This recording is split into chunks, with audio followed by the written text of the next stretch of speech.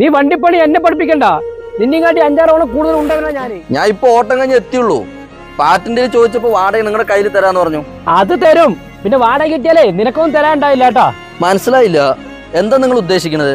നീ കഴിഞ്ഞ ആഴ്ച കൊടൈക്കനാലിക്ക് ഒരു ഓട്ടം വിട്ടിട്ട് എന്റെ വണ്ടി കംപ്ലൈന്റ് ആയി നിന്നില്ലേ? അതിന് ഡീസൽ പൈസ നീ എനിക്ക് തന്നാ. ഡീസൽ പൈസയാ? നിങ്ങളുടെ വണ്ടി കംപ്ലൈന്റ് ആയിട്ട് നിന്നപ്പോ ഞാനല്ലേ വേറെ വണ്ടി അറേഞ്ച് ചെയ്ത് ആൾക്കാരെ വീട്ടിലെത്തിച്ചത്. എന്നിട്ട് നമ്മൾ പറഞ്ഞ വാടക ആ വണ്ടിക്കാരന് കൊടുക്കേണ്ടി വന്നില്ലേ? അത് ശരി. എന്നാലും കൊടൈക്കനാലിൽ വരെ അവരെ ഞാനല്ലേ കൊണ്ടുപോയത്. അപ്പൊ എനിക്കൊരു ഡീസൽ പൈസ കിട്ടണ്ടേ? ആ പറയണത് ശരിയല്ല ടക്കാ.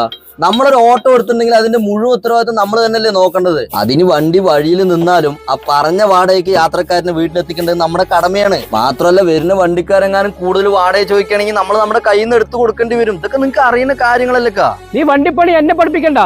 നിന്നെങ്ങാട്ടി 5-6 ഓണം കൂടുതൽ ഉണ്ടാവില്ല ഞാന്. ഇങ്ങനെയൊക്കെ തന്നെ ഞാൻ ഇവിടെ വരെ എത്തിയത് കേട്ടാ.